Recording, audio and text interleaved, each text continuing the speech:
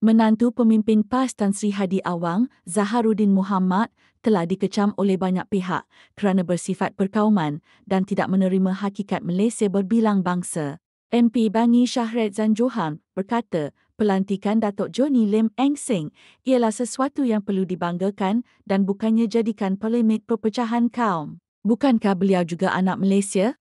Penghormatan yang diberikan kepada Datuk Johnny Lim Eng Seng sepatutnya menjadi kebanggaan buat kita semua, mengajar kita tentang perpaduan dalam kepelbagaian. Malangnya, ia dijadikan bahan polemik perpecahan seperti ini yang hanya akan memecah belahkan masyarakat.